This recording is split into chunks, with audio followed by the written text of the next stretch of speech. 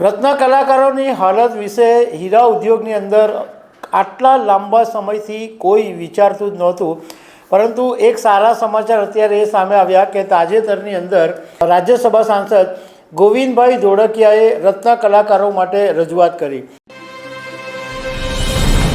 નમસ્કાર.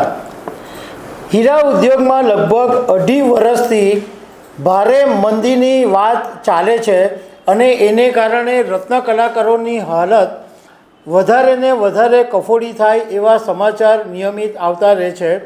હવે રત્ન કલાકારો માટે એક સારા સમાચાર એ સામે આવ્યા છે કે ગુજરાતના જાણીતા ડાયમંડ ઉદ્યોગકાર અને રાજ્યસભા સાંસદ ગોવિંદભાઈ ધોળકિયાએ રાજ્યસભાની અંદર રત્ન કલાકારો માટે એક માંગ કરી છે.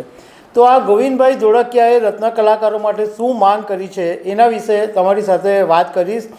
મારું નામ રાજેશ શાહ છે અને તમે જોઈ રહ્યા છો ગુજરાતના સૌથી મોટા ડિજિટલ ન્યૂઝ પ્લેટફોર્મ ખબરછે.com. સુરતનો ડાયમંડ ઉદ્યોગ વૈશ્વિક ફલક પર ચમકે છે, ગ્લેમરાઇઝ છે, પણ એની પાછળ જે સૌથી મોટું બળ છે એ રત્ન કલાકાર છે. કારણ કે રત્ન કલાકારોના આર્ટને કારણે સુરતનો જે હીરો છે એ દુનિયાભરની અંદર વખણાય છે. પરંતુ છેલ્લા 2.5 વર્ષની અંદર રત્ન કલાકારોની હાલત એટલી બધી કફોડી થઈ ગઈ છે કે ઘણા બધા રત્ન કલાકારોને નોકરી છૂટી જવાની નોબત આવી છે. ઘણા બધાના પગાર કપાઈ ગયા છે.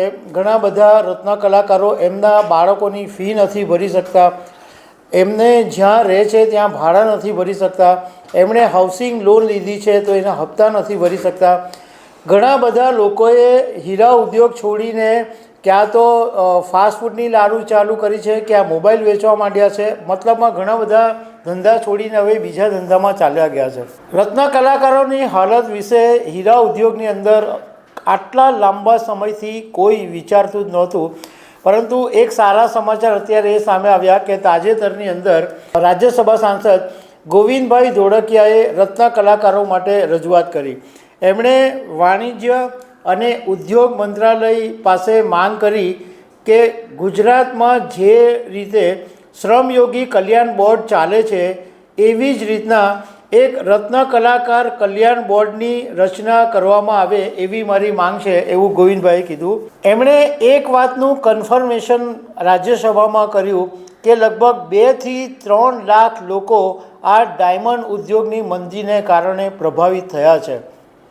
ગોવિંદભાઈએ રાજ્યસભાની અંદર કીધું કે સુરતનો હીરા ઉદ્યોગ છે એ સીધી રીતે 10 લાખ લોકોને રોજગારી પૂરી પાડે છે અને આડકતરી રીતે 50 લાખ લોકોને આ બિઝનેસ છે એ રોજગારી પૂરી પાડે છે. પરંતુ હીરા ઉદ્યોગ ગંભીર સંકટમાંથી પસાર થઈ રહ્યો છે અને લાખો રત્ન કલાકારો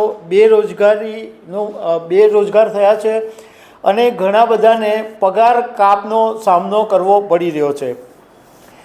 એમણે કીધું કે હીરા ઉદ્યોગની સાથે જોડાયેલા લગભગ 2 થી 3 લાખ જેટલા રત્ન કલાકારો આ લાંબા સમયની મંદીથી પ્રભાવિત થયા છે અને આ રત્ન કલાકારો માટે એક કલ્યાણ બોર્ડની સ્થાપના કરવામાં આવે જેને કારણે આ રત્ન કલાકારોને આરોગ્ય વીમો, શિક્ષણ અને સુરક્ષિત ભવિષ્યની વ્યવસ્થા થઈ શકે. આ ઉપરાંત ગોવિંદભાઈએ બીજી એક માંગ એ બી કરી છે કે કેન્દ્ર સરકાર અને રાજ્ય સરકારની જે યોજનાઓ છે એ રત્ન કલાકારો સુધી પહોંચે એના માટેનું એક અભિયાન પણ શરૂ કરવું જોઈએ.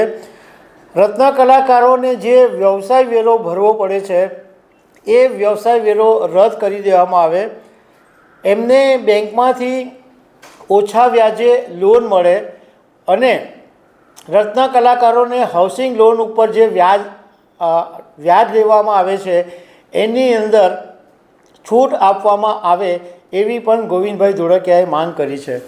અત્યારે આ ગોવિંદભાઈ ધોળકિયાની રાજ્યસભામાં રજૂઆત છે, એમણે માંગ કરી છે.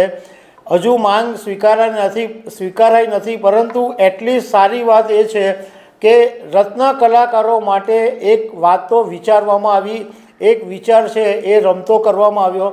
હવે કેન્દ્ર સરકાર શું કરે છે એ ખબર પડશે પરંતુ ઘણા લાંબા સમયથી રત્ન કલાકારોની જે હાલત થઈ છે એમાં જો કેન્દ્ર સરકાર કોઈ પગલાં લેશે તો રાહત મળી શકે છે.